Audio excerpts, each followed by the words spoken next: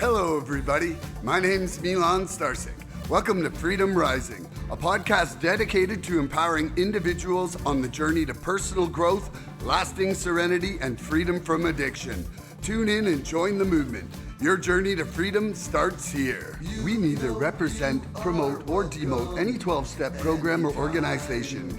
We are merely souls on the path of recovery with the desire to expand our lives and experiences and share them with you. Hello, everybody. Welcome to the 65th Recovery Freedom Rising podcast. I'm Milan Starcic with co-hosts Bryant W and Scotty N. Today's topic is surrender. Can you share what this means to you, Bryant, and why you picked the topic to discuss today?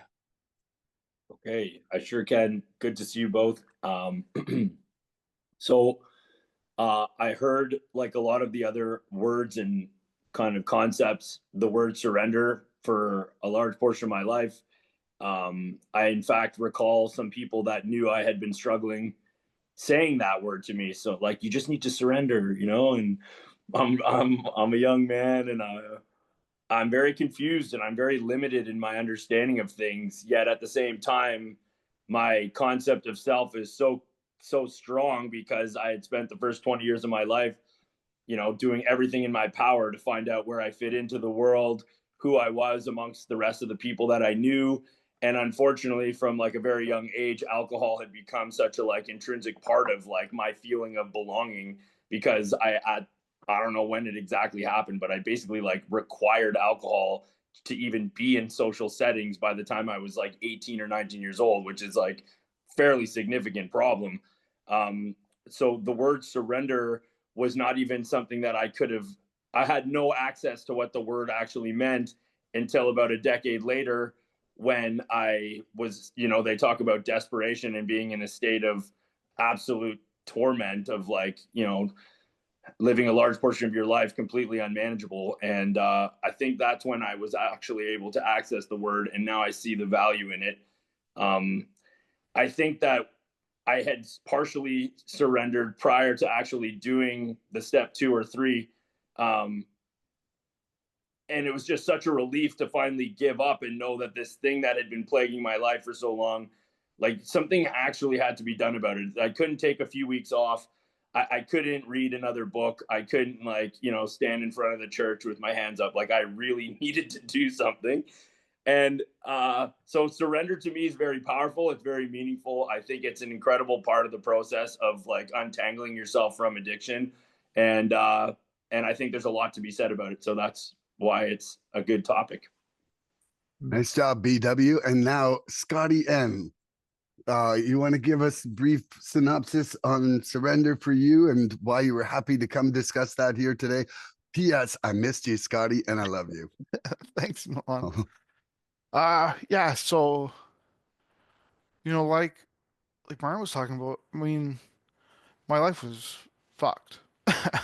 And for me, it was something where uh, when I got introduced to recovery, it was my stepdad that brought me to my first meeting because he was in another fellowship, and he's in AA, and that was the first inkling I had that things could change.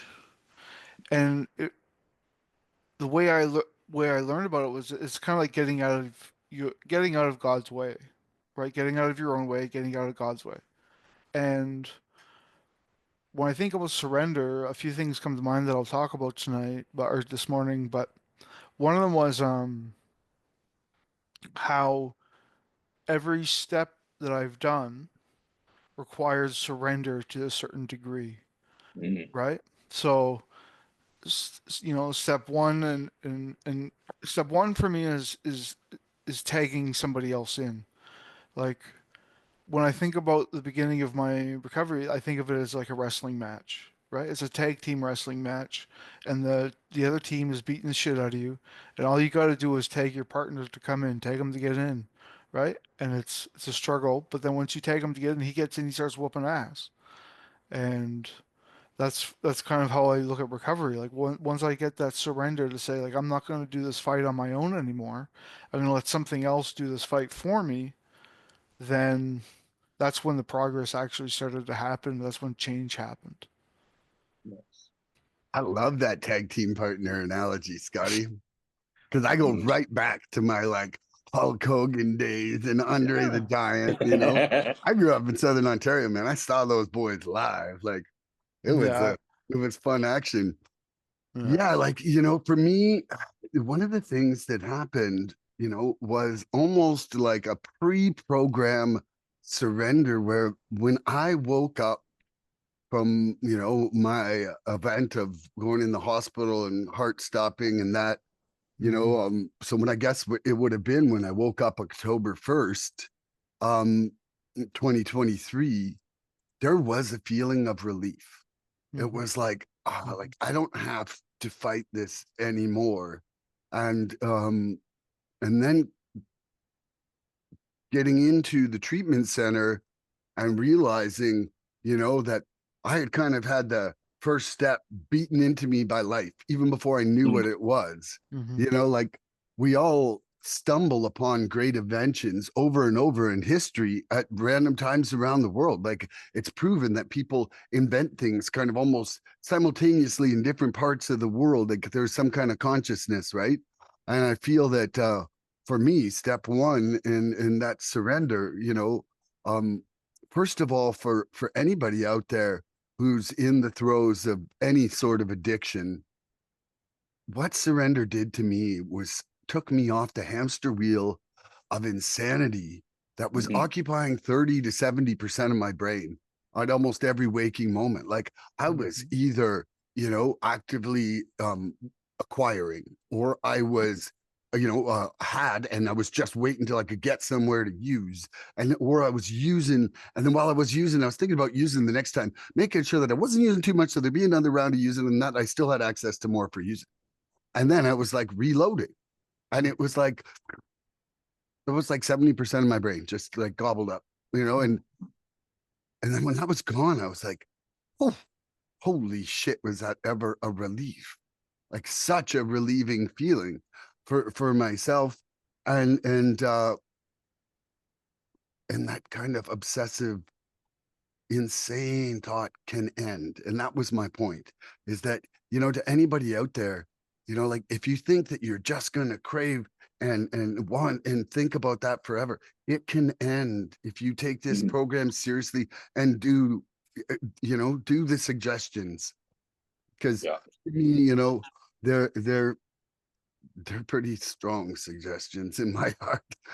I don't Okay. know. When I think of suggestions of the program, I think of like when you go skydiving, Yeah. it suggested you open your parachute. Or wear one. So, Yeah, I agree. It's kind of like yeah, I suggest you breathe for the rest of your life if you like your engine of oxygen to mhm. keep running. Mhm. Okay, so um a recent co-host responded to the question, how free do you want to be on this show, with the statement, I believe your freedom is directly proportional to your level of surrender. Bryant, do you agree with this? How so, or how not? Mm, I definitely do. Something came clear very early on, that like the ego's mechanism is coming from a place of lack, so it's constantly vulnerable and it can't be completely satiated. So that for me could be something as little as like a phone bill can take me out of my peace, and so that step three, under really hard conditions, when something much more significant happens in your life, the capacity to meet that place of kind of like trust and faith in yourself when you're extremely vulnerable. And I think that's where it becomes really, really clear how true what you said is. I really like what Scotty said about the need for it in every step. I thought that was really, really cool.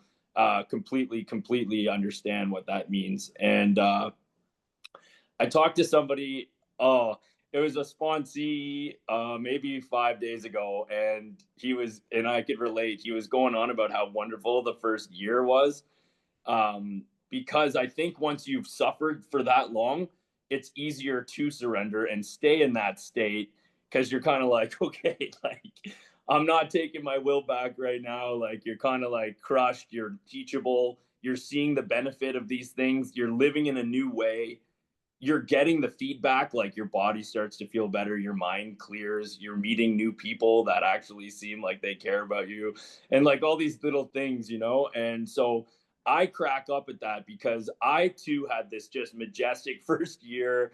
All these things fell into place. And I remember I went fishing with this fellow. This would be like 5 or 6 years ago now. And I was going on and on about year one. And he actually like, he was like, he kind of got upset with me. He was like, I don't want to hear about year one. Like he's like, today's now, and like you've learned more than what you knew then. And he's like, I don't think you should be looking back like that. And he was right. But at the time I was like, ooh, I was like, don't take my year one from me, you know. You know. And anyway, so I think I share that story because it's very important to stay present, but it's also so nice to acknowledge what it felt like to have been in like a much more like I don't know, what felt like a fuller surrender, where you're not back to like trying to get everything, um you know, always getting everything in a place of more and like accomplishment. It was nice to just finally take my hands off and be like, I'll do whatever it takes to try to get well from this problem, you know. Love that. Yeah. Scotty, would you like me to repeat the question? Yes. Okay. A recent co-host responded to the question, how free do you want to be, with the statement, I believe your freedom is directly proportional to your level of surrender. Do you agree with this? How or how not? Mm-hmm. No, I agree with that. And what when I think about that, when I was talking about surrender in different steps. So for me, uh, when I'm working, like the change that I have when it comes to my issues that I'm struggling with, right? Uh, I want to control the outcome, Mm. and what I've learned is to focus on what I can do, and then leave the outcome to my higher power. So Nice. when I think when I think about surrendering, like m things that are causing things that are affecting me and taking away my serenity and taking away my freedom of being, I think about defects of character first off, right? And the idea of uh, responding and not reacting. And in order for me to have that pause there, uh, I I find that I need to have trust in my higher power that the legwork I do will give me positive results. It doesn't always Nice. happen. It doesn't always happen, right? But if I do the legwork, Yeah. then then I can recognize that what happens is from my best effort, and Mm. go from there. So, and especially with you know when I'm struggling with things, I recognize my own limits. Mm. Because a lot of times, like that ego, right? The ego says, "Oh, I can do this. If I just try harder, something will happen." Or if I just, you know, if I do this thing, then I'll be safe. Like it's like a destination addiction. I don't know if you guys have heard of that saying, destination addiction, where when this happens, I'll be serene. When Yeah. that happens, I'll have happiness. When this happens, Wow. and I've got to just throw that all at the door and just be like, no, the serenity I seek is within, and the only reason I have access to it is because of my higher power. Nice. I That's love freedom. that. Awesome, Scotty. So nice to have you back, brother. Man, we got to make more regularity. I'm Okay, down for that. so I'm down for that. yes. Okay, so you know, I definitely do believe that my level of freedom is directly proportional to my level of surrender. I think it's really easy some days to forget what got us here. Like this is the longest joyous, serenity filled, sober period of my life since I was 13. Mm-hmm. You know, and then how easily I can act with no faith to that in not surrendering my will. After it's proven to me that surrendering like literally saved my life against my worst defect ever being my addictions, you know? Mm-hmm. I and so, you know, it's it's how to bring gratitude into the moment about what Mm-hmm. surrender has given me before. You know, like having surrender in my gratitude list more often will help me, you know. Also my Harry God box is doing awesome. Like the Harry God box. Do you know about the Harry God box, Scotty? No. Okay, so for anybody who's kind of like new to the program and struggling with the concept of God's will versus their will, like I have myself, I had this friend, his name was BW, but we'll call him Bryant Wakely. And essentially, he had a friend named Harry who had got him to use a box, you know, with a little slit in it. And so anything that, you know, you were struggling with that you were acting out in your will, you write it on a piece of paper and you put it in the Harry God box. And then it's not yours to think about anymore, because if you're turning your will over, you're not allowed to be the one thinking about that outcome. It's in the hands of our higher power, right? And so a couple weeks ago I started my Harry God box, and I must say that the freedom from this box is an unbelievable quantity of like mental, like similar to what I was talking about with my addiction. You know, like I think I'm addicted on dwelling on problems as well. You know, Mm-hmm. what do you call it? That your destination addiction. Well, Yeah, that's it's awesome. also just like I have a hard time sitting in the back seat of a car, right? Like I'm a really good driver. And so like I think, what the hell? Why can't I just do some driving here in life? Oh, You know?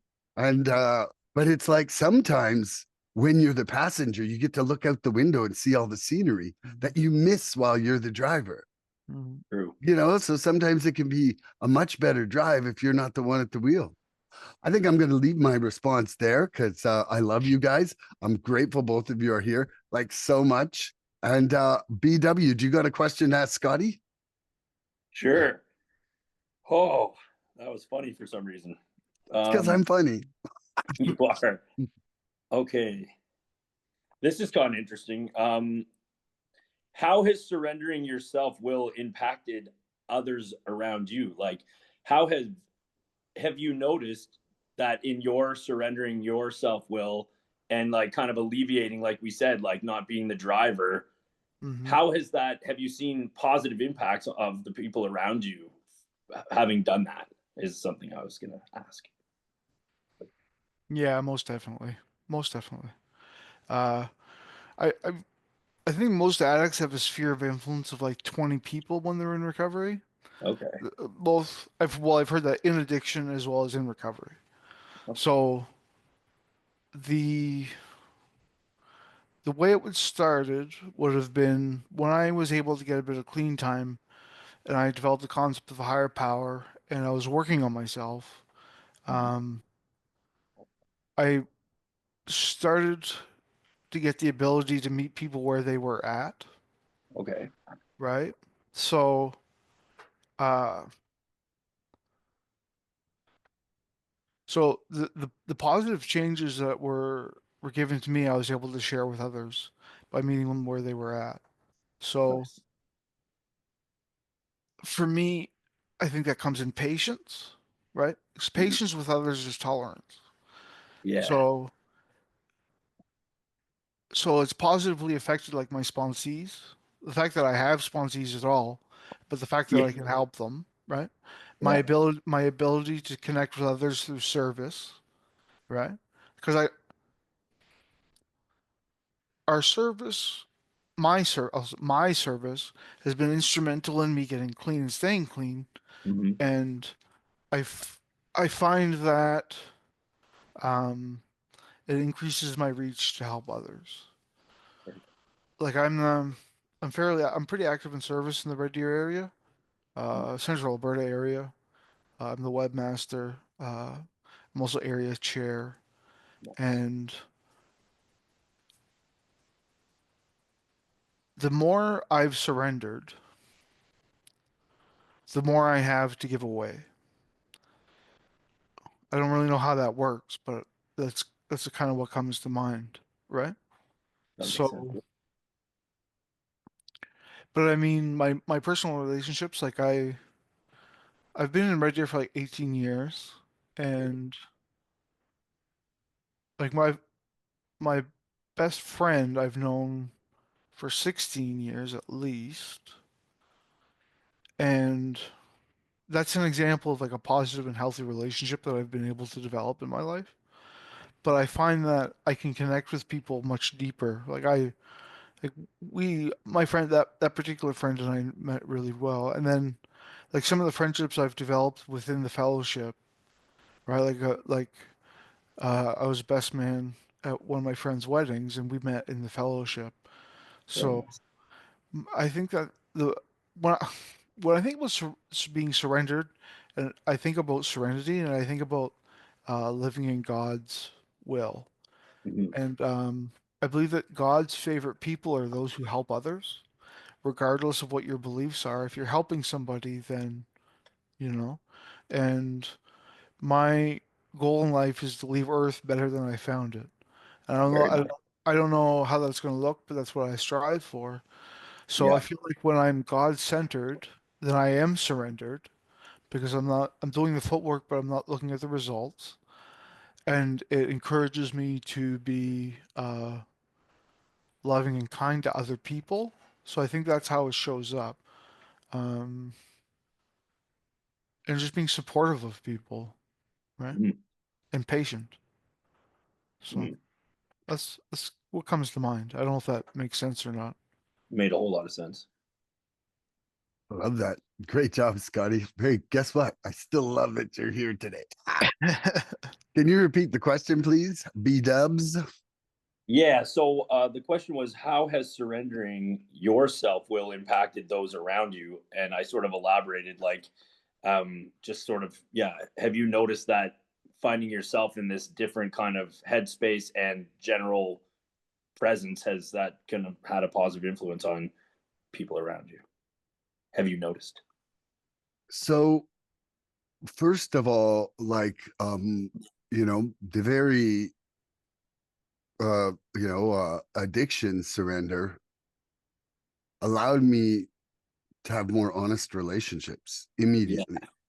Hmm. Like I didn't have to Yeah. lie anymore Yeah. because I wasn't trying to hide something. Mm. And so, that changes everything with relationships. Oh yeah. Like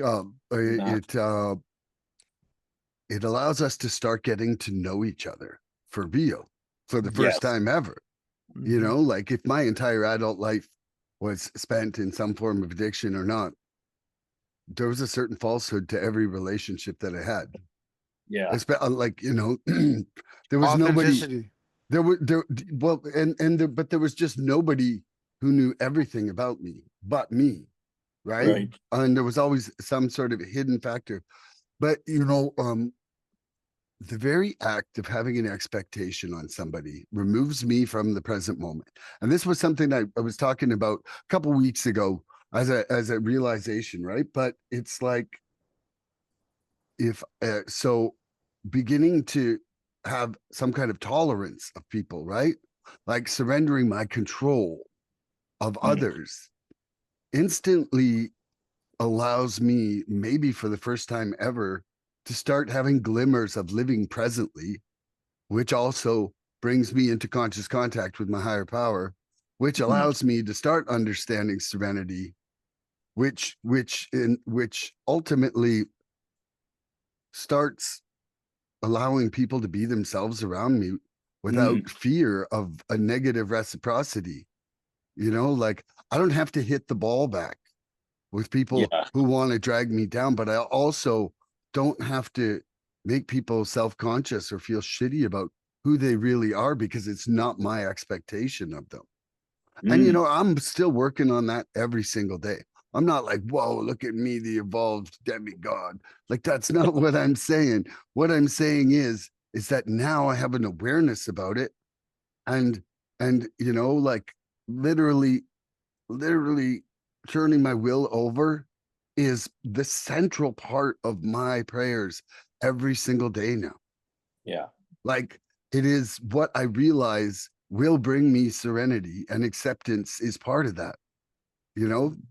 And without surrendering my will, I'll neither have acceptance nor conscious contact. Yeah. Mhm. Awesome. And what's your answer to your question, BW? Would you like to ask it? You could be like on one side and then respond on the other. Yeah, I forgot that I had to answer it.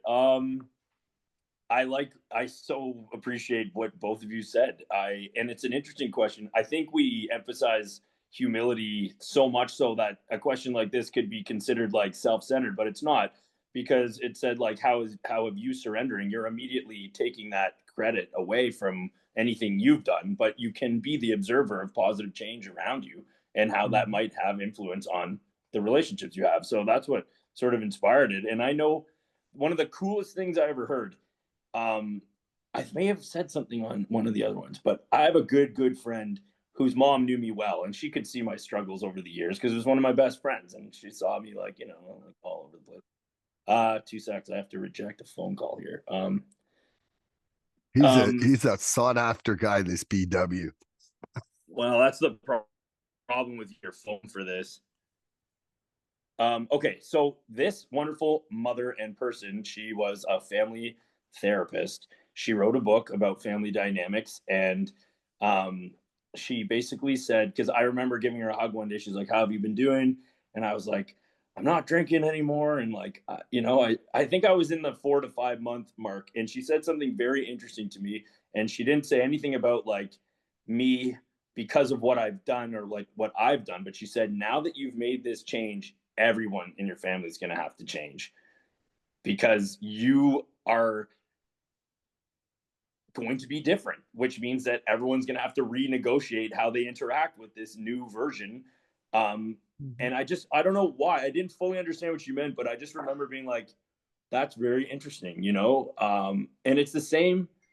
It's like if someone in the family's sick, everybody has to sort of work around that. It's like if somebody's well, then it changes the dynamic. And so I think that's just a really good example of how us changing and getting healthy can operate in a family dynamic, if not every relationship. And I think it sounds like you guys, as well as myself, one of the main things that have come through is our availability to be there for other people authentically. Mhm. Um, I mean, I was so riddled in fear and anxiety before that even if I thought I was being authentic, I was still hiding to some degree.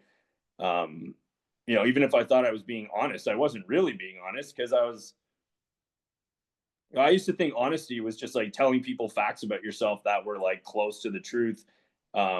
Sometimes even for shock Close. value, like, oh, this happened to me. And it's like, oh, I can't believe you told us that. Like, that's so embarrassing or something. And I'm like, I'm honest, like uh, um, but Oversharing. I love the, I love the idea. I've actually jotted a handful of things down because I like the ideas. I've written down the destination addiction, the being God centered means surrendered, and I think that that is amazing. And then Mhm. it leads to honest relationships. Mhm. That's what I heard from you guys, and I feel the same way. Nice. Can I jump in for a quick second for a rebuttal? Of course. I just want to say I really appreciate what you're talking about within the family dynamic. Mm-hmm. I can definitely my my family was very supportive of me getting clean, Mm-hmm. and I think it evolved pretty easily, Nice. with the return of the son. But what I want to talk about is because I was in recovery, I was able to be a support for my father, Yeah. who ended up being disabled as a result of uh, smoking and alcohol, heavy smoking, heavy alcohol abuse. Mhm. He had strokes. He, I mean, for the last few years of his life, he was basically bedridden, Wow. and he eventually lost his ability to speak. Like Wow. it just addiction took him from me twice. He took away his ability to be a father while I was growing up, Right. and then it took his physical self away from him during the last few years of his life. But being in recovery, I was able to uh, bury the hatchet with him as best we could, and I was able to be a sense of support and caregiver for him during the last few years of his life. And that's Mhm. something that I wouldn't have had if it wasn't for recovery and the surrender and the changes that uh, entailed. Right. No question. I So love that, Scotty. that's pretty important for me. Absolutely. Okay, now Scotty, do you have a question for me? Oh, I could have prepped this one. I would have thought you did. So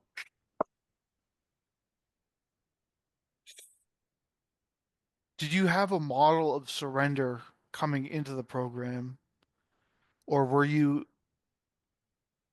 ingrained against the idea? Like like when you're presented with the opportunity of surrender when coming into recovery, was that like something that had been modeled for you in your life, or was that like the other end of things? So, okay, so I'm coming up on my ninth year as a realtor. And the reason that I bring my occupation into it was that, in the first 5 to 6 years of being a realtor, I worked with 4 different professional coaches, Mhm. and not a single one of them brought surrender into it. It was all about you and how you control a situation and how Of course. you are, it is, you are the factor of the difference between your success and your failure. And it's like like it's completely ego driven, Yeah. you know? And, I had no, like, okay, I didn't know a sober person until my late 30s. Like Well, sober in Oshawa, Ontario was someone who drank less than 6. No, like for real. And I hear and you. like and then when I moved out west, I moved to like a little island where you're thinking like, oh, wholesome little island, gardens and hippies and blah blah blah. Okay, everybody smoked weed, and there was more availability of every single hard drug than I had ever seen anywhere. Than I had seen downtown Vancouver. Like it was just like because weed was the trade, there was all kinds of like people unloading massive amounts of weed for like other types of drugs in exchange. And so it made for like really cheap access to hard drugs, Mhm. and so there was no example of anybody in recovery in my life. I didn't know a happy person being straight ever. I honestly didn't. And that's part of what I want to show with this podcast is, the freedom rising, not only from our addiction, but in our hearts and how getting to live a new way, you know? And that's because I never had that example. I want all these beautiful people like you two and the other people that I have on. Like, I don't just ask the grumpy fucking straight people to come on here because you know what? Like to me, clean time doesn't equal serene recovery. It Mhm. doesn't. Like people who are working this program hard really see changes in their life. Like I don't know a single person who's really actively working their program who I don't see as different than almost every person I meet on the street every day, Mhm. you know? And I'm not like, whoa, so much better than. I'm just like so much luckier than. We're so lucky to have been addicts to learn these tools instead of Yes. spending our whole life lost in no knowledge of these tools. Because if I didn't get to my rock bottom, I never would have been climbing a mountain right now. That makes sense. Hmm. Okay, would you like to repeat that question for BW, Scotty? So coming into recovery, was surrender something that had been you had experience with, or were you uh, modeled it growing up or anything like that? Like,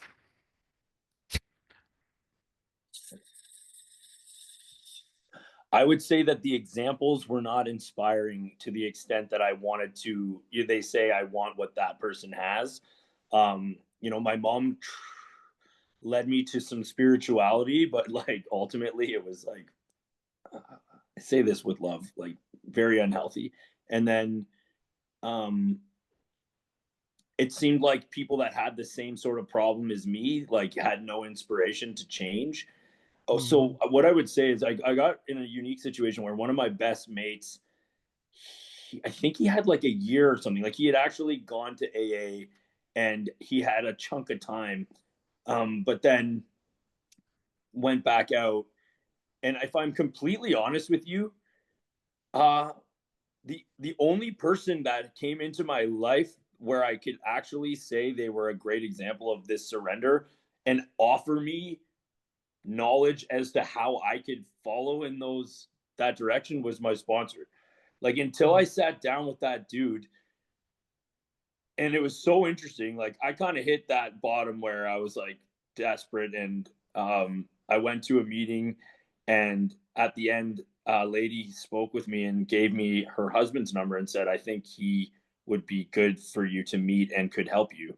And thank God I was still like I didn't just go to the meeting and say, "Oh, I went and like I'll be okay." I actually wanted to change, and I sat down with this guy at a coffee shop, and he said, "Give me a year of your life." And he said, and I have things that I'm going to ask you to do, and like you have to do them. Are you willing to do them? And he carried himself in a way where I was like, I don't know, I just trust this guy. Like I just felt like I trust this guy, and he actually had something like actions that I could take. And I believe, based on the story he shared with me about himself, that this man had had a profound change in his life. And I was like, I want that, like I mm. need that. And holy shit, I even still get emotional about that because like, what are the chances? It's like you're sitting in a Starbucks with a guy that you don't know who ended up guiding me through this,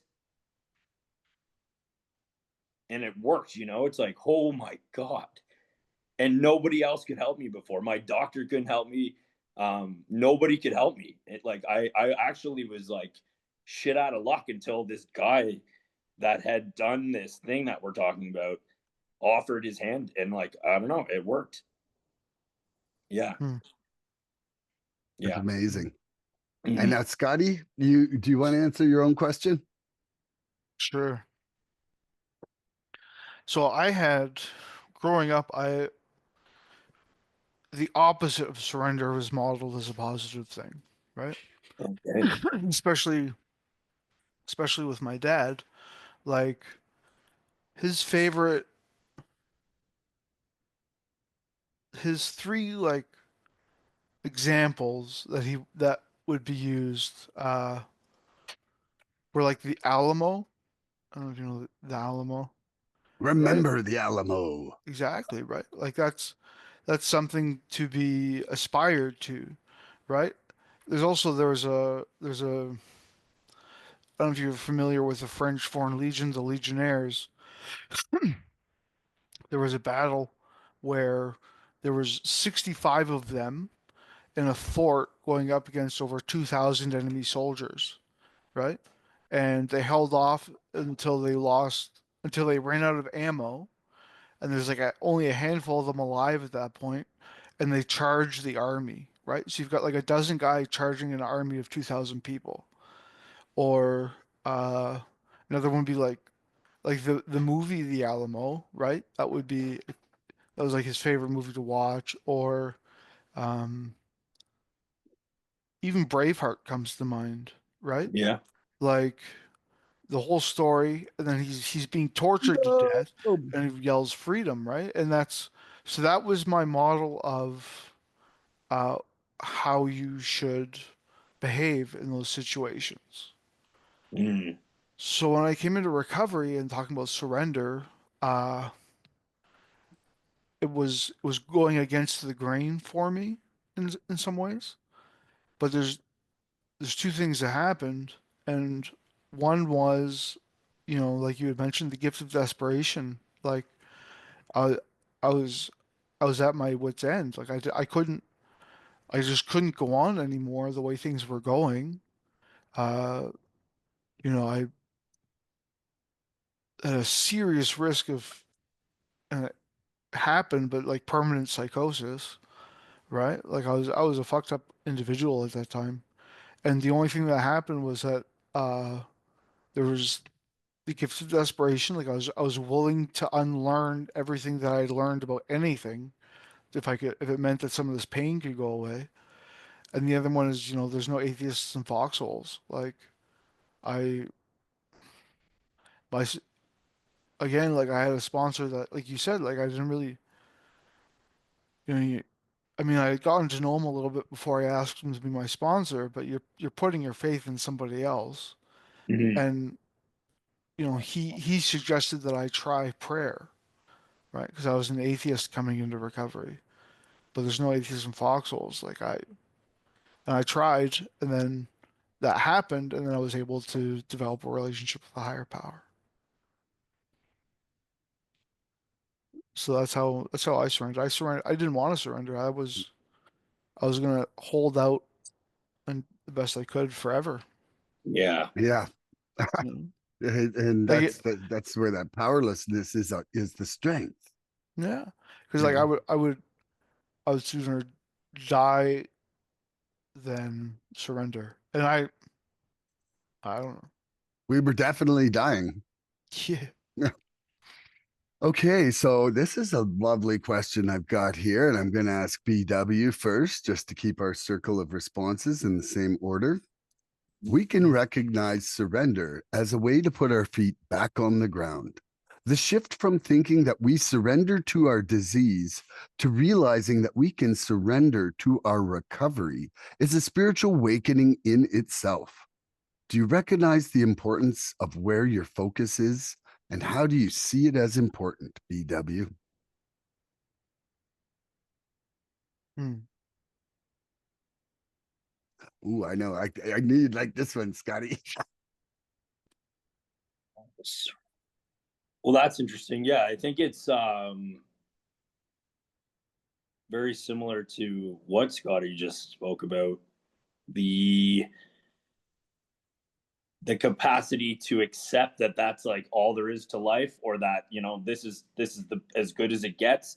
um why would I stop? Life's meaningless anyway. All these different stories you can tell yourself. People don't care. I'll never find this. I've already tried that, and then you could cozy into like self-destruction and kind of live in that headspace. And I think to some degree that might be the surrendering to the addiction. It comes.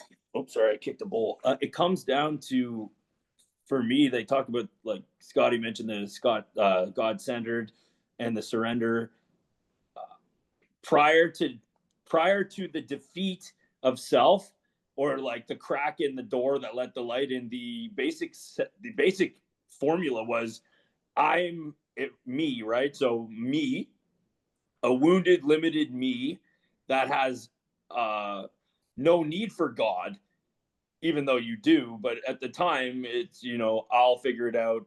I'll do this. I'll do that. It's all about me. Even if you're screwed, you're still thinking about me, me, me, me, me. How can I do this? What can I do to get out of this?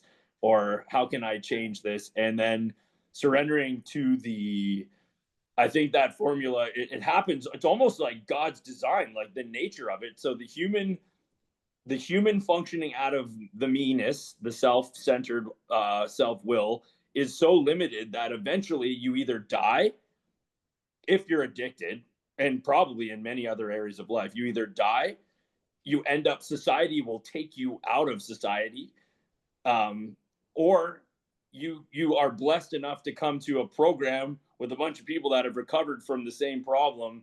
If you find your way to a place where people have recovered, that's the only way that I've seen, around me.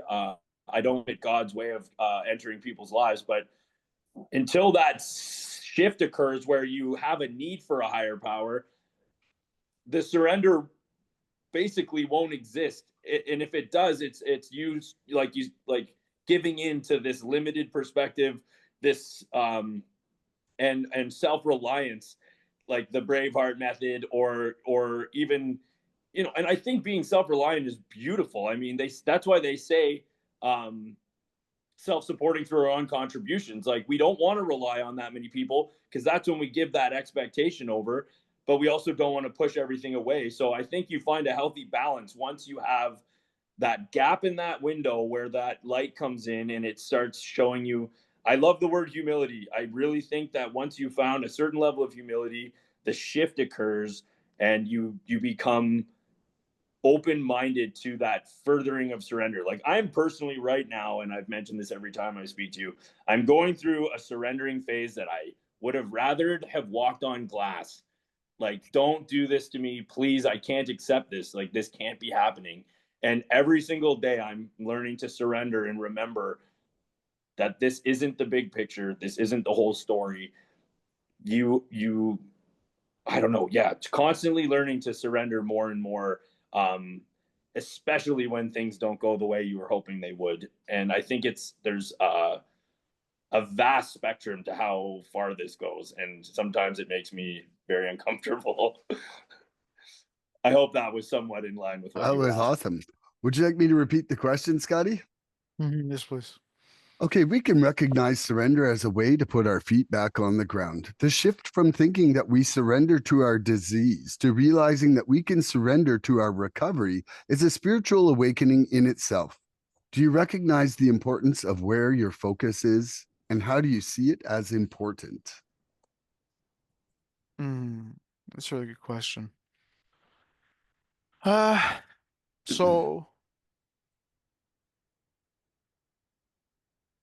my journey and my recovery lately has been very much centered around my higher power and learning and growing and changing with my higher power. And there's a quote I heard the other day that I think makes a lot of sense when you look at um,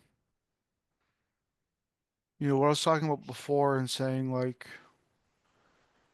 um, the destination addiction type stuff. So I think when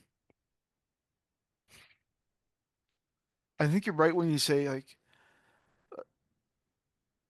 you got to get it out of the way of yourself so that your addiction can get taken care of, and then how that translates into the later steps, like um 6 and 7 especially. Humility plays a big role there too. And when I think about it, what comes to my mind is the concept of self-esteem and worthiness, where for a long time I didn't feel worthy of recovery in a lot of ways. Um, like I felt like I was permanently broken Uh-huh. and that I wouldn't.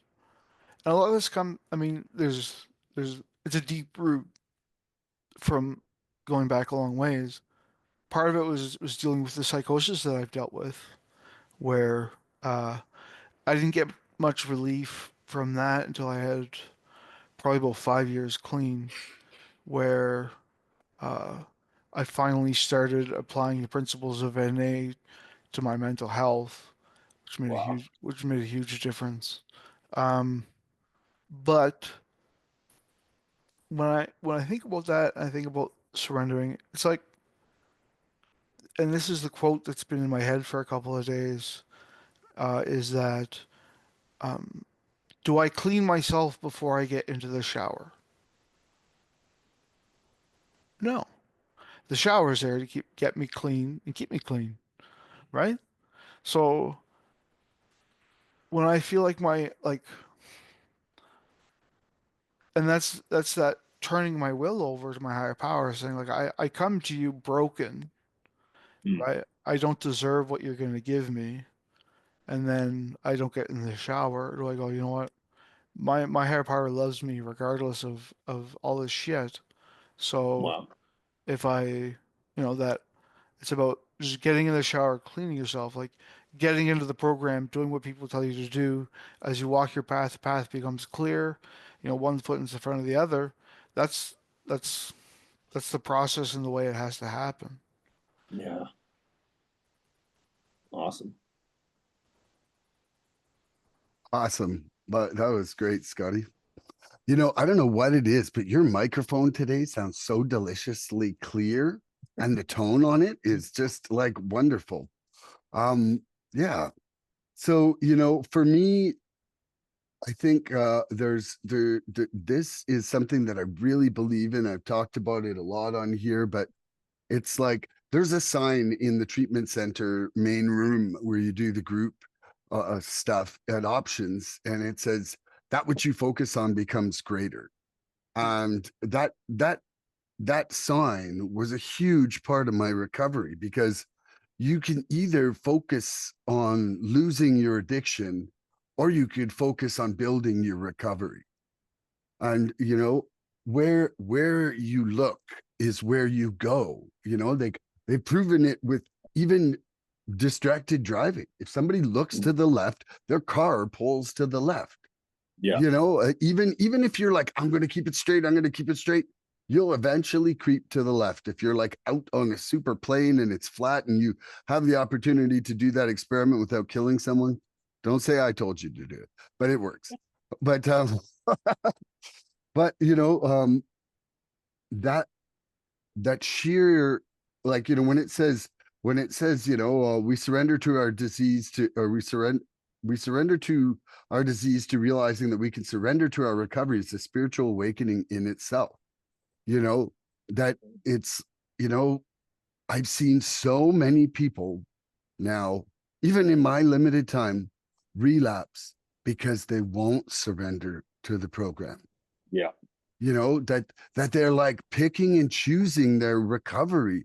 Like, and like the steps are to bring us to a spiritual awakening designed in a certain order, because guess what? If you do them out of order, you miss something, and they're not like, hey, pick whatever three you want and let's just see how it works out in a year. You're probably going to be awesome. Nowhere does it say that. It's like, follow our path thoroughly, like, so those instructions are to bring us back in tune with, our higher power, ourselves, and the people around us. And then living by the spiritual principles keeps us resonating in the right frequencies.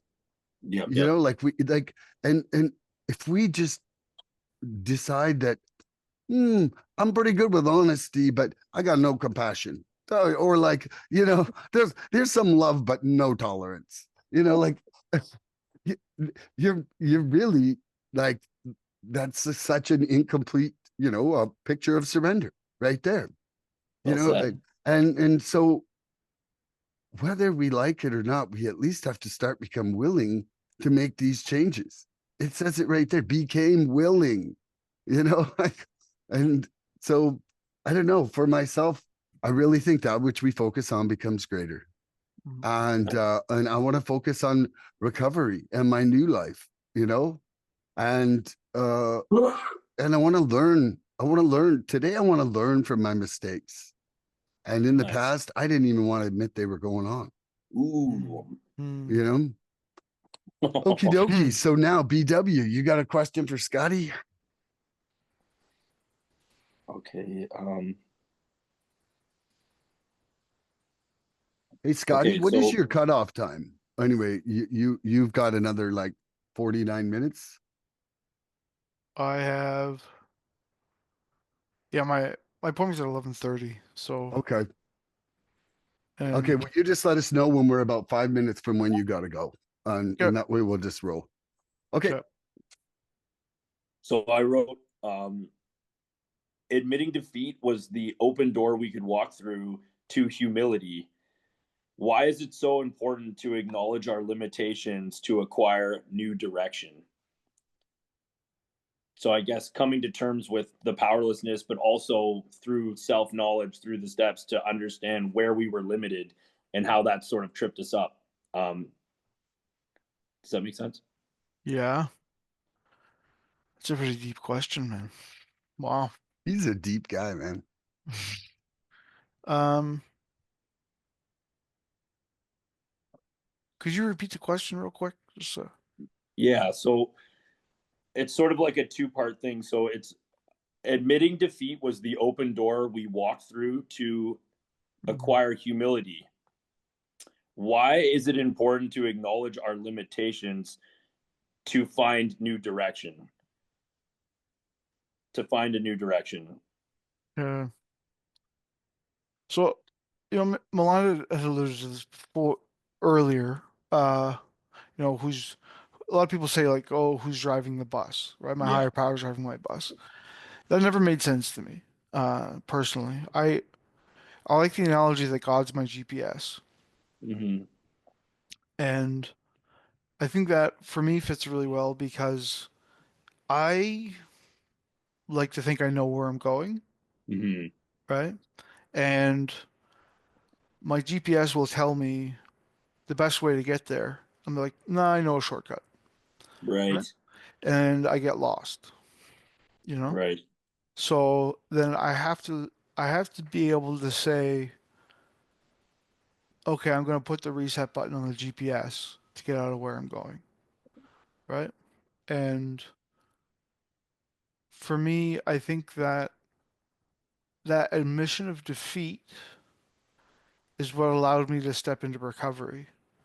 And the Mm-hmm. process of recovery is what has produced in me the spiritual change needed to stay clean. I think Mm-hmm. that I know a lot of people have a lot of they I think people have a lot of spiritual experiences as they do the steps, but the spiritual awakening at the end of step 12 hits a bit different sometimes. Mm-hmm. And the other thing I think that's important to recognize is that there's a mental change too. Yeah. And that's really important because uh, if you're not using addiction is basically a mental illness. Right. So once we get into that stage where it's out of our system, then we're able to get clean. So the first admission of defeat is to help you get clean, right? Recognize, recognize that under I ought to be supervised. I should be supervised in my life. If I'm not supervised, I make very stupid decisions, Okay. and that tails into recovery too, right? Like, but I think that, and we talked about this earlier a bit too, that like um the first part of the program is about getting clean, and there's a shift I find that happens usually. For myself, it happened around a year. I think it's common to happen around a year. And we kind of come off some of that pink cloud a little bit and we get into Mm-hmm. a situation where we're staying clean. And Mm-hmm. getting clean and staying clean are two different things. No question. So I believe that the first surrender to the fellowship and to higher power and to sponsorship and to suggestions is getting clean. I think we have to surrender again. We're at the point of staying clean and recognizing that I don't have all the answers. I'll never have Mm-hmm. all the answers. Mm-hmm. And it's a it's an interesting change in philosophy when that happens. And like Milan mentioned, learning from my own mistakes. They say a smart man learns from his own mistakes and a wise man learns from the mistakes of others. And there's a lot of times that I've been in recovery where I've watched other people succeed and I've Yeah. watched other people fail and Right. I take notes, Yeah. you know? And I think that I think that's I think that's my answer. If that Awesome. makes sense. We don't have to like driving the car, or no, we don't have to invent the wheel to like driving a car. I always say that. That's And right. recovery is like that too. So Okay, can you wild. repeat the question, Mr. W's? Mr. B Yeah. Dubs. I Hey, this wrote is it. really fun, the three of us, guys. I really want to say that I'm enjoying the dynamic between the three of us. It's I feel like it's a really stimulating experience here. Me too. Mm-hmm.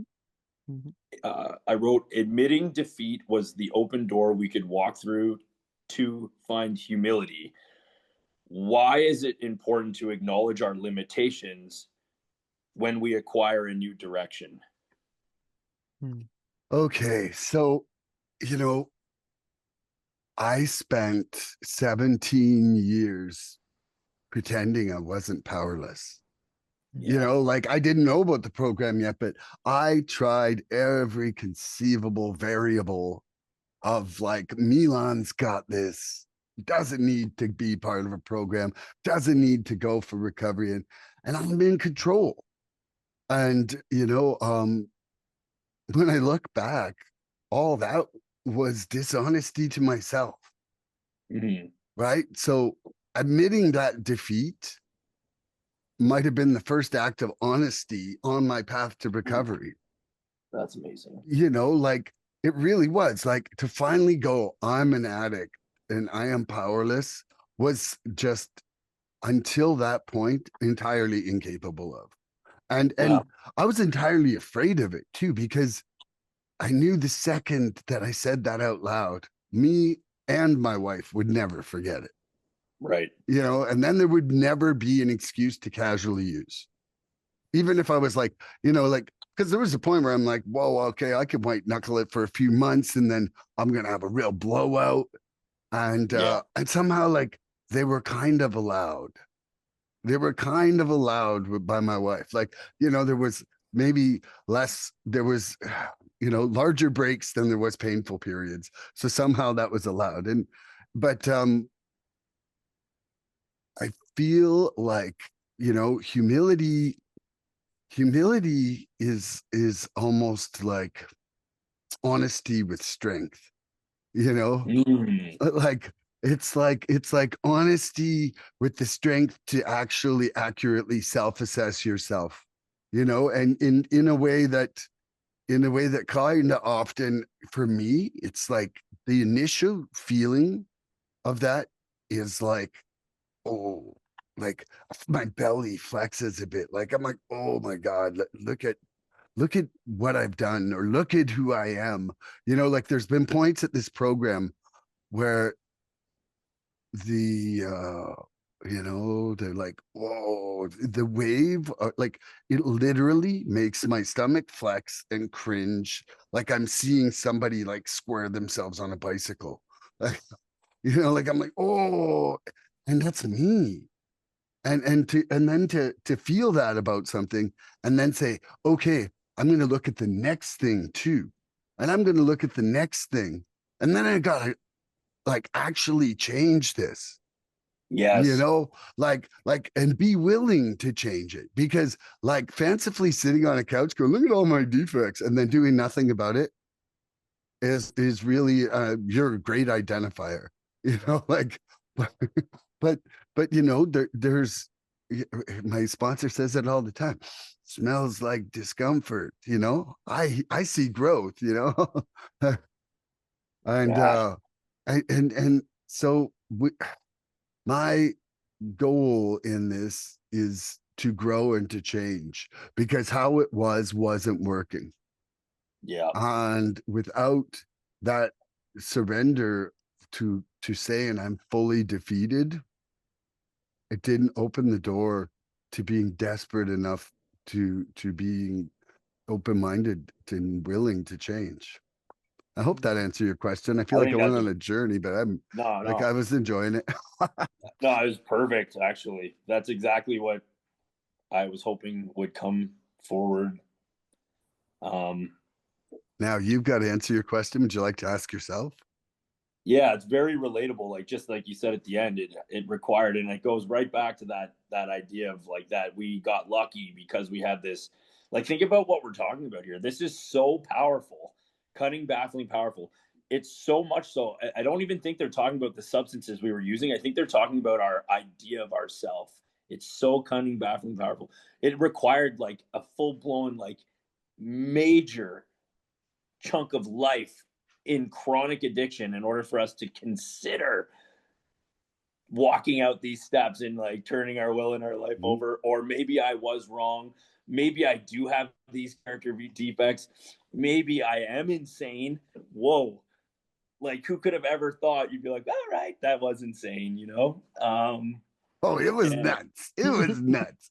There was some, like, I look back now sometimes and I'll burst out laughing, thinking about things that like that, like I'll be doing some kind of step work and I will think of something and I will burst out laughing. Oh, yeah.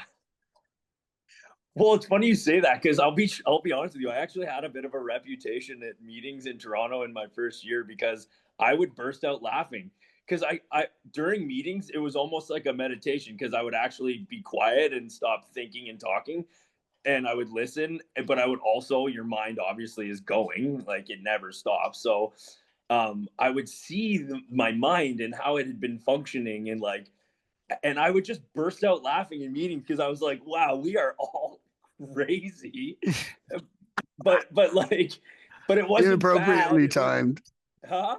Inappropriately timed, I'm sure sometimes. Oh, well, and like, you know, I had one meeting specifically where a few people came to talk to me after. They put their hand on my shoulder, like, are you okay?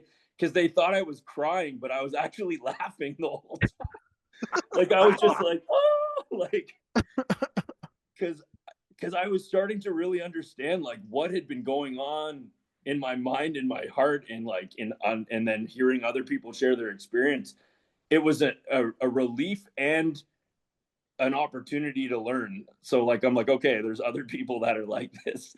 And then on top of that, I was like, okay, like my mind has been running amok. And I think like you said at the beginning, I forget who said it. It was like you're literally step by step, day by day, and then sort of it's like you don't graduate, but it's almost like you're let out of the kindergarten playground and you can try more and take on more responsibility. I just feel like the incremental kind of like experiential trusting in this new life is the difference between like you mentioned you wrote getting clean or staying clean. I think that's the difference. It's the experiential, the impact of the experiences you're having throughout the process that give you the faith to try to stay. Even this morning, I listened to this. He's like a spiritual guy, and this older gentleman was saying, he's like, I got so invigorated and I felt so much joy when I realized like the spirituality of what had been like running his life before, like that heavy burden of self and fear, and he found joy in the spirituality. He said, but it's gone away. And this guy pointed out to him that like he's been doing this for 40 years, and he said, if you've been carrying a sack of rocks around with you your whole life, when you first put them down, you're going to be elated. It's like, oh my God, like the relief, I'm not carrying this sack of rocks around. And then like a few days later, you're in the exact same state. You're still not carrying the sack of rocks, but it becomes your normal state. So it's not this immense alleviation, this like ongoing joy for having dropped the rocks, you know? And so I think on the new path, once we learn our limitations, it makes it easier to not always rely on that same feeling of having just dropped the rocks, and to be okay with what now seems normal, even though clearly there's been an immense change and a positive change in our life. It can sometimes come through as normal or regular. And especially for an addict or an alcoholic, like we've been relying on stimulation to let us know like we're feeling better, you know, constantly.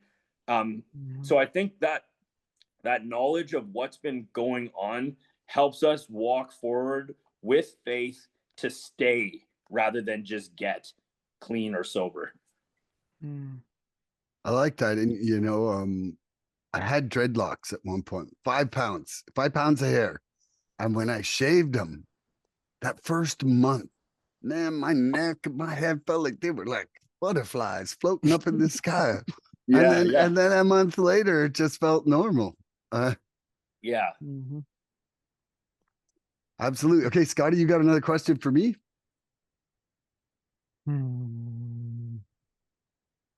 I honestly, not off the top of my head, I thought about surrender, but I wasn't thinking of particular questions we could ask each other. Okay. Well, I've got a pile of questions, so we can just keep rolling.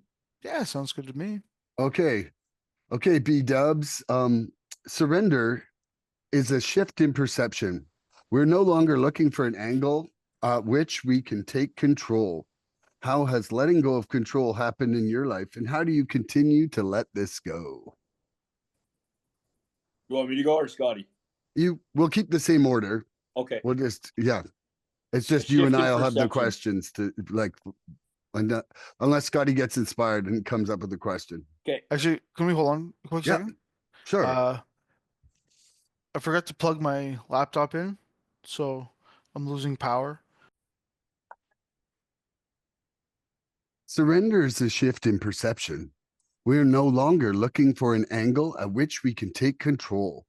How has letting go of control happened in your life? And how do you continue to let this go? Okay.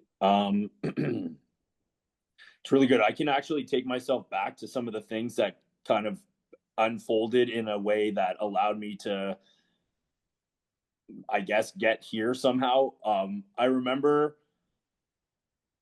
I finally was willing to acknowledge the truth about what was going on in my life over the fear of what other people would think or how that would impact my, like how I had gotten connection in my life. So I had spent my whole life looking for connection, whether that was through my friends or like everywhere I went, I wanted to connect. I wanted to feel valued by other people or be like, you know, very significant to the person I was dating and all these other things. And a handful of like unfortunate circumstances, which led to like the crumbling of me being able to believe the story I told myself about myself. There had been a few holes poked in it through like my behavior and just like life catching up with me. So I was like wounded in my identity, which allowed me to admit and walk forward into the surrender because I couldn't pretend I was this person anymore because the world was reflecting me like you're not this person. So I couldn't pretend to be it anymore. So it was like a blessing in disguise. Like I was no longer able to wear this disguise. And so I hobbled in and I was willing to do what was suggested. And I think that was the main shift in perception. So for the first time in my life, I was willing to do what was true about who I knew I was rather than who I wanted to be. So I knew I had a problem with alcohol and I could no longer, I was completely out of dance moves. I was cornered. There was no getting out of it. Like I was like, if I don't acknowledge this and do something about it, I will never, ever, ever, ever change. This is going to be who I am. And I was no longer able to live life being okay with that fact. So I think it required like a wounding of my image, which allowed me to be vulnerable enough to accept help, which shifted my perception in what I thought life would look like, on the other side of this. Like I was terrified that I'd be alone forever after I got sober. Like no one's going to want to hang out with me. No one's going to want to date me. Like I'm an alcoholic. I'm unlovable. Like I just didn't feel like I would be good enough or valued. And that was terrifying to me. I thought I'd have a better chance of finding love and acceptance as this like mangled version of myself, and I genuinely believe that's where the major shift occurred because it was like it's the same thing as Scotty was mentioning. It was like believing that the higher power loved me enough or cared about me enough to accept me as I was, flawed and all. Come to like I showed up at the shower filthy, not expecting to have to clean up before I arrived. Like I was like, and it was like a beautiful thing to know because life started showing me that there is hope. This higher power does love you. You are accepted. There is connection, and it doesn't require you compromising your values any longer in order to get your needs met. Does that make sense? Mhm. Absolutely. Yeah. Okie That dokie, was Scotty. that was it. Would you like me to repeat the question? Yes, please. Okay. Surrender is a shift in perception. We're no longer looking for an angle at which we can take control. How has letting go of control happened in your life, and how do you continue to let this go? What comes to my mind is the steps and the process of adopting spiritual principles into my life. Uh, and like I can't remove my defects of character by myself. Mm. I I can't predict who I will necessarily be making amends to in what order, right? And especially with step 10, um, because my favorite part of step 10 is that it says when we were wrong, not if we were wrong, right? So step 10 tells me that I am going to fuck up. And I love that. so for me, it's that That's process of awesome. is that process of letting go of or getting out of God's way, right? Becoming willing to have my defects removed, or to be willing to see. The reason I brought up steps 8 and 9 is because like when I first came into recovery, I had 2 weeks clean, 2 weeks, and making amends to people, right? Ooh, how'd that And go? not well. I can imagine. People were pretty upset with me, right? And I was making more damage. Hmm. So, eh, and that's an example of my self-will, right? It's an example of saying sorry instead of making an amends. And it was they were not well received. Mm. Um, but I think when I stopped looking outside myself, in the sense that Bryant was talking about, like with relationships with people, with situations, with scenarios, where looking,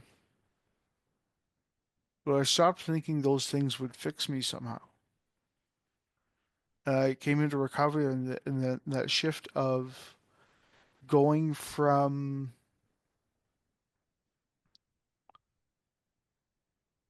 realizing that because the my strength comes from within myself through my higher power. So like I don't think I could beat addiction on my own, Mm. even if I recognized that all the power was within me. For me, I need that mix where my higher like I feel like my higher power is within me, and that's what gives me the strength to stay clean. Mhm. So it's a perception shift, and I Mhm. like that it's a big perception shift where we're stepping into the spiritual realm, really. Mhm. Because I physically, right, as an addict, I can't ingest substances without it taking me away, right? Mhm. Like I've never been able to have one beer. Like that that's not in my vocabulary, right? Mhm. So when we detox from that, then we're left with mental, emotional, and spiritual. And it's the spiritual component that needs to change the mental and the emotional.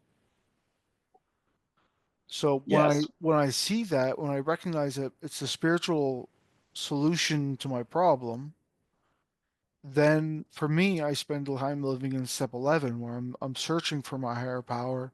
I'm learning about my higher power. I'm training myself to be in contact with my higher power because it doesn't come naturally, right? I was Mhm. I was raised I was an atheist for the first, 20 years of my life, more than that. And I was a prick atheist too. Like I was like the guy that like would seek debates with people who believed to try to make them feel Yeah. Yeah. stupid, right? Like, and and I switched to realizing that I was wrong. And then Wow. you know, That's so major. that that's probably and even from the beginning of my recovery, I sought my higher power in what I read and who I talked to and what I listened to and stuff. And I can tell you the I had a friend that I had asked what he believed, and he said very simply, he put it, if there is a God or if there isn't a God, which makes the world a more beautiful place? Mm. And that was that I can identify that moment was the moment the seed was planted that there may be a higher power. Wow. That's Nice. awesome. I love that. Okay, so how has letting go of control happened in my life, and how do I continue to let this go? Well, I really loved how you broke the surrender kind of into a couple parts there, Scotty, with the surrender to getting straight, and then the surrender of staying straight, because I feel like it has been a little bit of two separate journeys in my life. The first one was beaten into me by my own,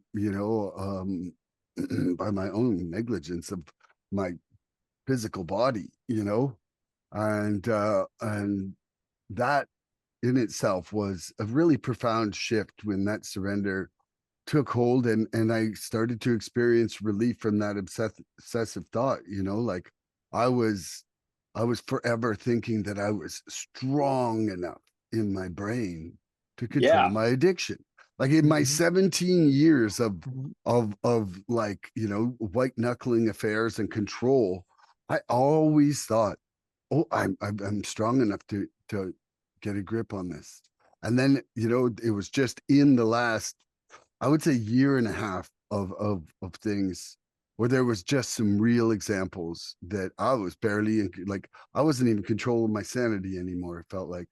And I definitely wasn't in Mm-hmm. control of the pain it was causing me and the people around me. And then ultimately I wasn't even in control of it enough to keep myself alive, you know? Yeah. And so that that whole fight now, I don't engage in the fight with my addiction. I truly have surrendered that. I haven't had a compulsion to use or to drink since I came into the program, and I'm telling you, by the grace of my higher power, it has been because of surrender. Like, Mm-hmm. and I used to fight with that demon all day long. If somebody had said to Sure. me, "There's a program out there that can make you not think about using," I would have said, yeah, right, right. It would just like, it would just let me live with my feelings of wanting to use, was kind of what I expected and had no clue about surrender. Like, when you asked earlier Yeah. if I had had an example of surrender, Scotty, I had no example of surrender because I thought that, the 12-step programs were going to make it so that I'd be able to go to parties and like, like because parties were like the fun thing in my brain, right? Because I had Yeah. never had fun being straight. So there Yeah. had to be some kind of like event like that. And now that I can really have joy and serenity in much simpler moments, I'm like happily gonna walk my dogs after this podcast and maybe have a delicious lunch and just to have some joy inside those two things. Like I'm like, whoa, I got some nice shepherd's pie and it's a sunny day. Like, like I'm pretty much set up for like the greatest, 45 minutes after this podcast ever. And, That's awesome. and so how do I continue to let this go? I try to eat right. I try to keep myself fit right now. Like exercise is a big part of slowing down my little crazy mental hamster wheel. You know, Mm-hmm. praying and meditation and yoga, like uh, doing things like this podcast where I get to talk to other people about recovery and it keeps my brain recovery centered. You know, Mhm. I understand that this is not NA, this is not AA, this is not officially a meeting. But to me, it is a meeting of addicts talking about recovery every single time, and Mhm. and if I benefit hugely on our philosophical explorations from these. To me, it's just like going deep with people I respect and learning about how their brains are working and how their lives are working inside the program. Because for me, it's just like, man, Milan had it all fucking wrong. Go put me in a Right. closet by myself. Let me read something on my own. And let me warp it into some kind of like non-emotionally sober thing. Like one thing I learned in options was, that being the treatment center I went to was, like about emotional sobriety and prelapsing. And it's just Yeah. like, I have to keep myself like control to me is almost like the opposite of acceptance, Mm. you know? And there's a really close relationship to surrender and acceptance in my books. Like I wouldn't say they're interchangeable words, but I do not think you can have a surrender without acceptance. You know, you Agreed. you might be able to have acceptance without a surrender, but you can't have surrender without acceptance. And so for me, like acceptance is the primary, a life purpose I have now, to learn about acceptance. So I think for myself, it's just working towards that and staying on the path and, staying in the middle of the road. Mhm. Nice. B Dubs, you got a question for Scotty? Yeah, I also just very quickly, like, just so that you mentioned, like, this discussion sort of emphasizes some of the thoughts that we may have had of like exploring like what it really means to like be alive and the bigger questions and things. And I think that prior to the humility and acceptance and the need for a higher power, we always used our own power, like whether that's your intellect, or I know you were blessed with science, Scotty, it sounds like, and Mhm. Milan math. I'm not sure for myself. Yep. Oh, But you know what I mean? Like sometimes yeah. having these strengths and having success in these areas of life actually ends up being a hindrance because we sort of, we base it in that. And it makes a lot of sense that it happens. But to hear that you went from like kind of like a willing to prove atheism to very much open-minded and spiritual, and I heard you say in one of the other ones, like, you have had now direct experience, like it's not just a thought, it's not just a belief, like you have had an experience, and that is so amazing. And I'll just quickly add, I started laughing before and I probably shouldn't have, but very recently I was at my sister's, who struggles with some of the same stuff we do. Anyhow, her son asked me, he's 11, and he said, "Do you believe in God?" And I said, "I do." And she immediately was like, I won't swear, but she was like, "You sound like an effing loser right now. And I don't want my son like talking about this stuff." And I was like, whoa. And that's why I burst out laughing because, like, I don't know the whole truth, but I know something of the truth. And so I can just laugh because she was like lashed out, like we're not talking about this. And I was actually considered a loser for believing this. Mhm. And so it's that kind of stuff, and it's moments like that where you have to utilize the principles to trust that in the eyes of someone that you actually would hope that they saw you differently than that, based on your process of coming to believe, or how your life has changed in a positive way through conscious contact with that, to then be called a loser. Like, you kind of have to be somewhat secure in your journey without that making, maybe questioning yourself. Or you have to have surrendered control over other people. Yeah. Yeah, so like I wasn't thrilled about it, but here we are, we carry on. Mhm. Oh yeah, so a question. Yeah. uh okay, when Okay. Is there an area of your life or certain things that you've come to know and understand where it's easier for you to take your will back? Like, is there a weak spot that you'd be willing to share where you find yourself taking your will back or maybe falling back, not relapsing, but bad habits or something? Mm-hmm. Well, the first thing that comes to mind, there's two things that come to mind actually, and they both are behaviors that I've, through step work, I've realized have been with me for since I was a child, and Okay. they're two things. So the first is video games, and Okay. the second is food. Yeah. So I haven't played video games for a bit now, and it's something that I've struggled with on and off in my recovery. And a lot of people, like I can see people's eyes roll in the back of their head when I talk about it in meetings because it's like pfft, video games, like whatever. But I'm talking about like playing 16 hours straight, Yeah. I right? was going to ask why, if you could share why the video games are something you needed to take a look at. Okay, so I would leave meetings to play, right? Okay. I would prioritize it above recovery. I would Okay. prioritize it above uh anything consequential, right? Like and I would play for hours upon hours, disrupted eating, disrupted prayer, disrupted social engagements, disrupted service commitments. Like Okay. it was unmanageable. And Okay. but here's the thing is I've known it to be unmanageable for a long time. Okay.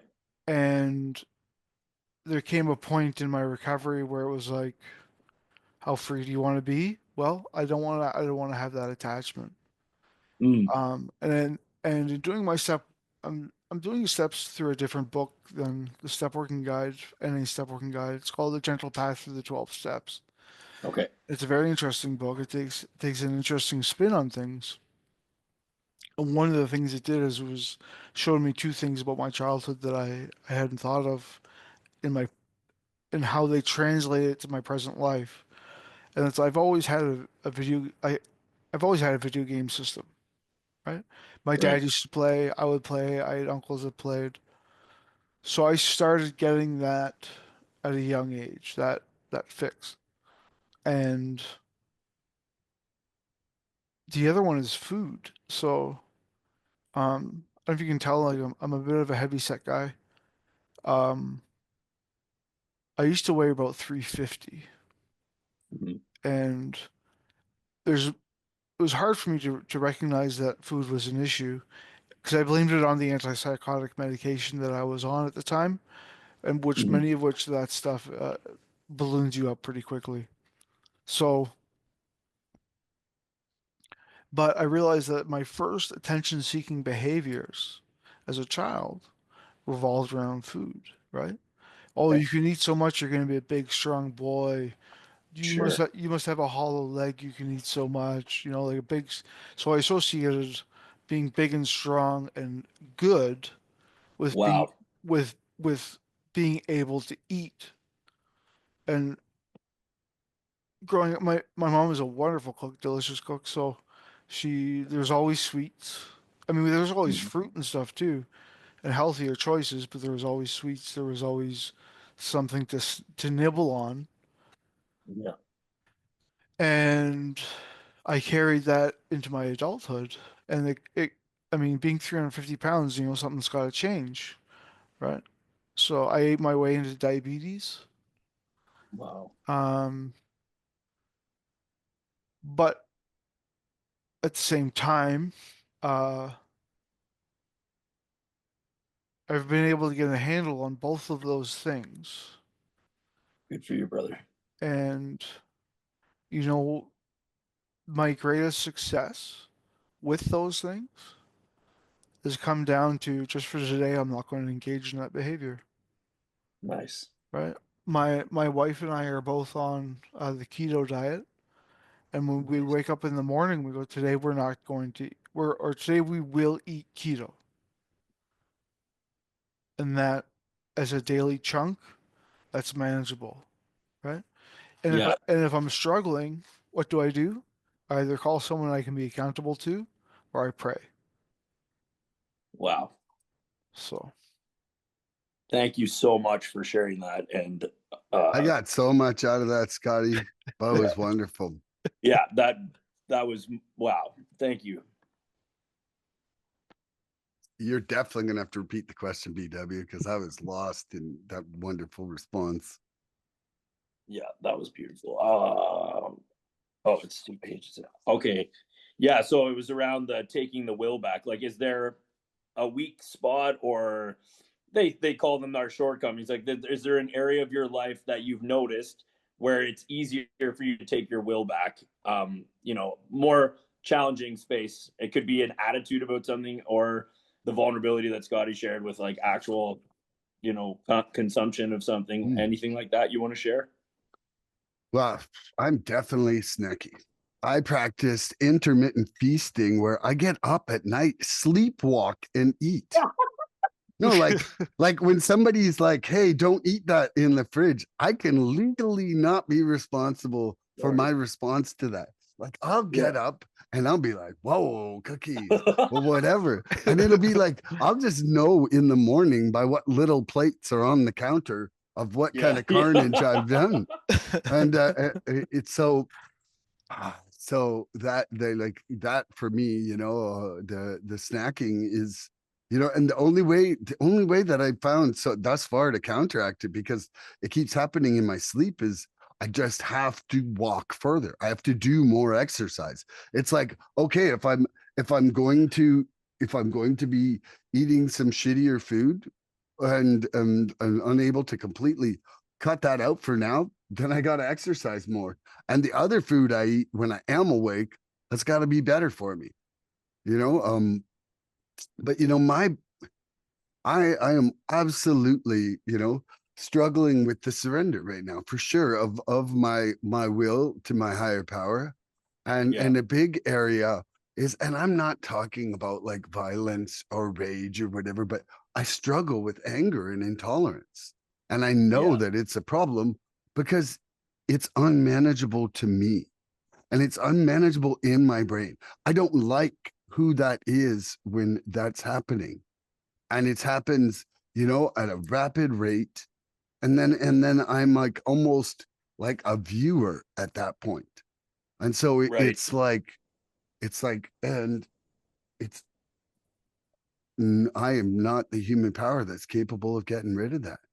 So I've really been trying through prayer and meditation to lessen that.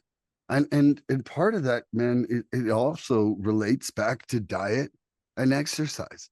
Man, if I have too much coffee, jerk face is there. And also almost like a insulin reaction for a diabetic, I can have like a post sugar, like where I'm like, holy shit, I was just like a 4-year-old kid having a tantrum. No doubt. And so that for me, those are the areas that have been a really big struggle recently. And when I say really big, I just mean inside me, they're the unmanageability inside my existence that's like, that I'm splashing through to glimmers of serenity, but not quite there.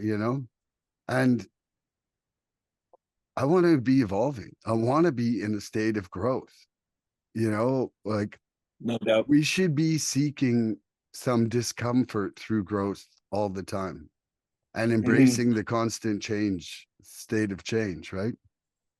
Yeah. You want to answer that one, B Dubs? Sure. Thank you too for sharing that. That's very relatable. Two things that came to mind for me and they have like tentacles and different stuff, but I still sometimes get wrapped up in like assuming other people should know better. Kind of like still being surprised or shocked when people either do things or say things.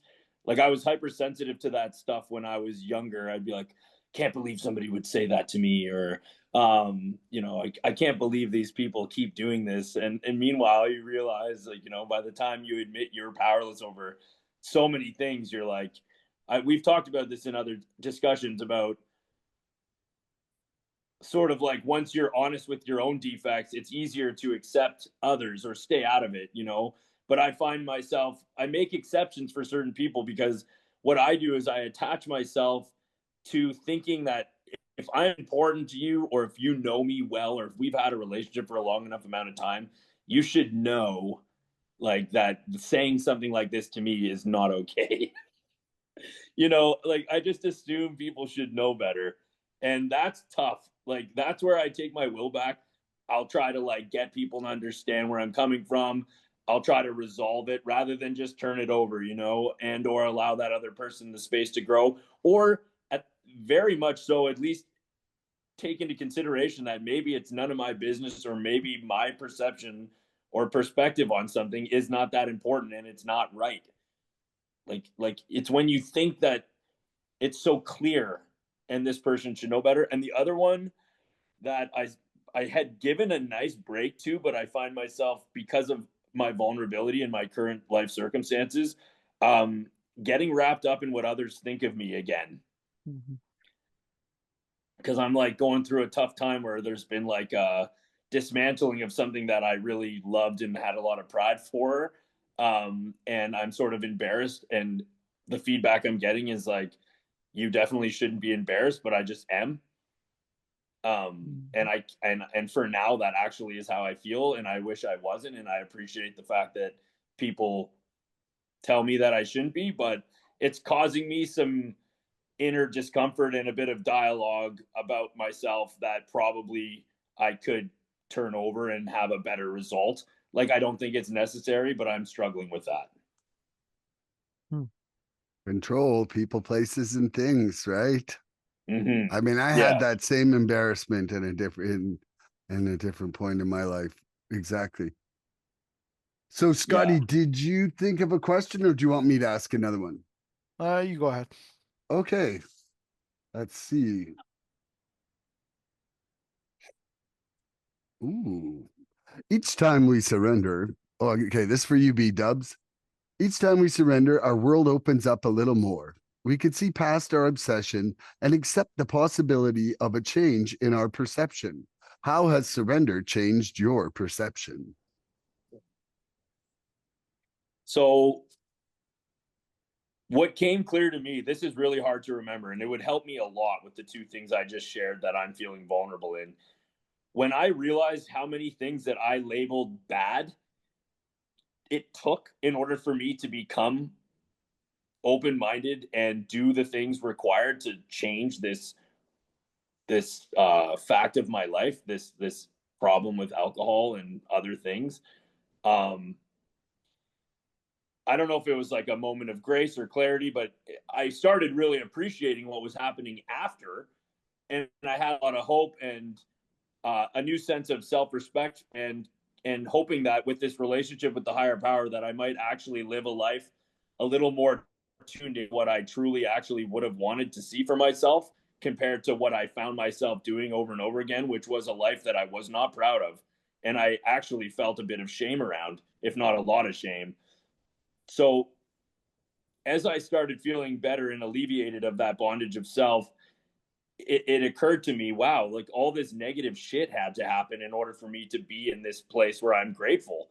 And so the shift, based on your question, would be, it's now my turn, or my opportunity, to allow the same amount of turmoil, or what I perceive as negative things, to happen in people that I care about's lives, because that could be the exact ingredients that will get them to hopefully a place that has nothing to do with me, but for them to find conscious contact with a power greater than themselves, and maybe be on a life pattern or direction that feels a lot better to them as well.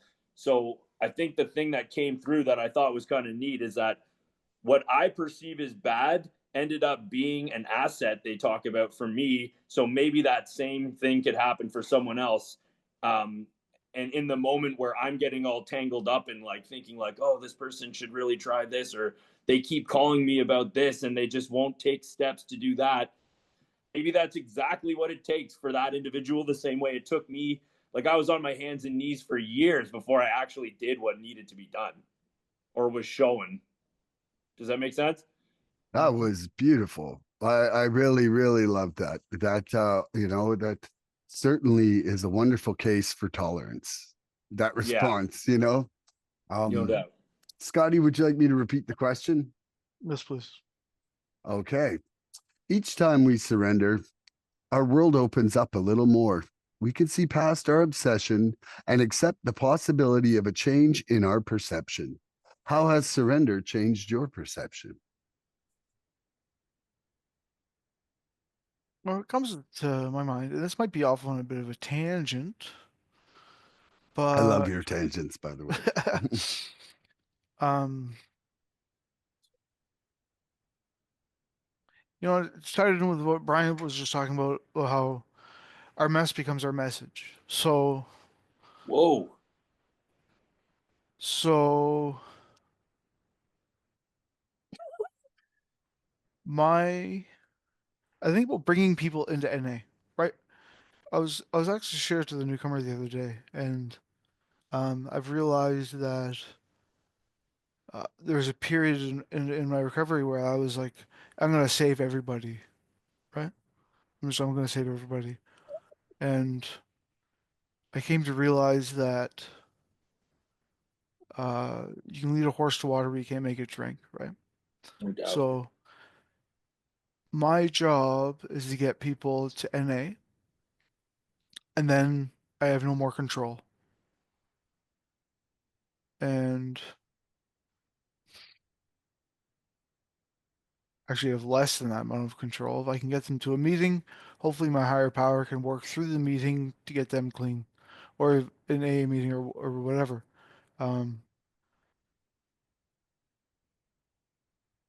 because I have less control over someone else's addiction than I have over mine.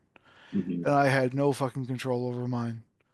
So for me, that perception change is like, it's not me who's saving people. It happened with sponsorship when I first started sponsoring too, where I was plagued by the idea of am I doing the right thing? Sure. Just plagued by that idea. And, you know, and that problem gets exacerbated too. I have a good friend here in Red Deer, and we were talking about sponsorship. He's got 11 years. So he has a lot of sponsees, and we were talking about it and just saying that like how many step ones have you done with a sponsee, right? How many step fives?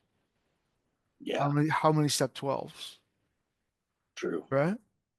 And that's an unfortunate pyramid of step work where there's not too many who make it to 12. Good point. And I can't take responsibility for that. I can just do my part. Yeah. And that was a perception shift, right? And Yeah.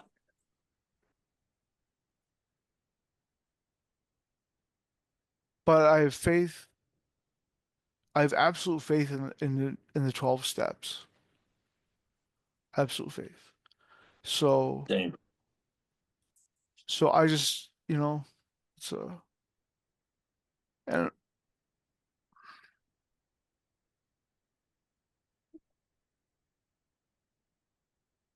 and it's coming to realize that like, yeah, no. Um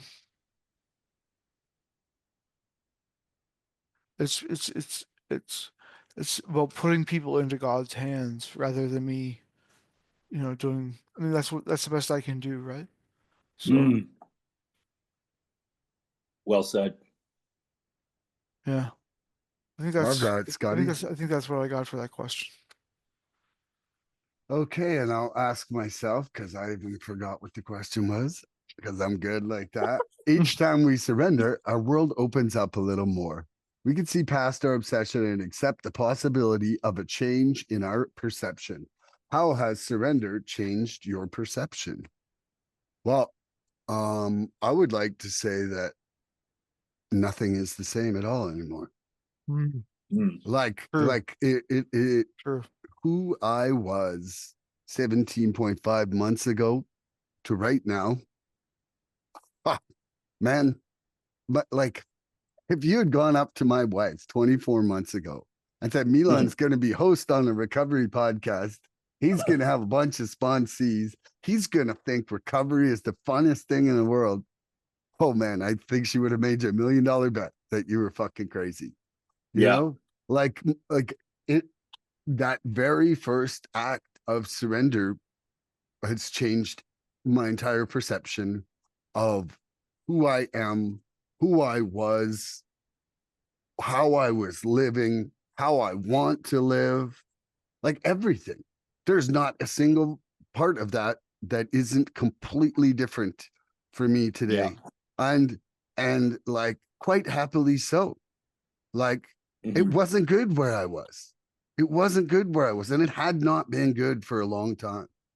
You Right. know, like I could put on a good show because being an awesome people pleaser, I can make myself look so happy you think I'm happy. You know, and now I get to actually just smile and have real laughs and be straight enough that my face will still smile. I remember being so worn out from drugs that somebody said something funny and I'm laughing inside and I couldn't even lift my cheeks to smile, let alone laugh at those words because I was so exhausted and so worn out. Mhm. So, you know, for me, I think, man, there's hardly a facet of my perception that's not changed from that surrender. And now even more so, like the you know, as I'm now really working on my surrender to stay straight, you know, as Scotty was saying in that earlier one, it's Yeah. it's just changing my perception of things over and over all the time because I'm feeling like greater moments of contact with my higher power in a way that I just wouldn't even have believed in before, you know? Mhm. And that's just Oh, so different for me. Okay, so Scotty's got a roll here pretty quick. Does anybody okay. have any summations they want to do? Because I know that you like to BW. And then you could, and then Scotty could, and then I'll wave bye-bye to everyone. Okay. Yeah. I think what I think was cool about this interaction was that I don't think it's a coincidence that we've all benefited this much from these ideas. Like for three people that have admitted they were unbelieving, totally effed, screwed, couldn't figure it out, couldn't change, like for there to be positive change and an actual understanding of what's occurred and what we now know in the past was our blind spot. um I just think that's the coolest thing ever. It gives me more and more faith in the higher power, in creation, in what it means to be a human being. It could be a real shame if whatever created everything left us so duped, you know? The way I see it is we were given faculties. They have proven to be limited, but they've also proven to be the things that can help us transcend. The same faculties that have limited us can be the tools used once in conscious contact to achieve a different way of living that can free us up from something that we once previously thought was like a pretty shit hand at life. Yeah, And like entirely. and then again too, like being able to see what's going well versus what's still not going well. We all admitted some vulnerability. Like when you shared, Scotty, like I got quite touched because I'm just so grateful that you were able to share that vulnerability of where there's still these things that you're battling with these concepts to achieve a better version of yourself. Like I just think that's the coolest thing in the world. And I like needed that today. So thank you. Thank you. Yeah. Scotty, you got anything you'd like to say at the end here? Uh, yeah, I just want to thank you guys for the opportunity to have a talk. Mhm. I got a lot out of it today. It's definitely what I needed to hear as well. Um, I think going forth, I'll be thinking about surrender all day and humility and uh, just to echo what Bryant was saying, like it's so amazing that we have steps that work that can rise us out of our addiction Mhm. and get us into a situation where like I don't want to throw my life away. I don't. Yeah, And I will do a lot of things to keep my life, and that's gratitude for my life, right? If I'm grateful for something, I'm going to take care of it.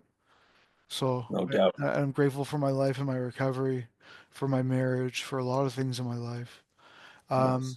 the the only thing I would end on is my favorite joke when humility is asked as a topic in a meeting Mm. is simply to say, I'm the humblest motherfucker here, so you better listen to what I have to say. I like that. Oh, and tune in next time for more recovery fun. Bye bye, everybody. We love you. Please help us help others. If you like what you've seen here today, please subscribe and share this podcast and help us get to 100 followers. We're looking for interaction with our audience. So please email recoveryfreedomrising@gmail.com or contact Milan South Okanagan Starcic on Facebook with questions, topic suggestions, or just comments. We'd love to hear from you.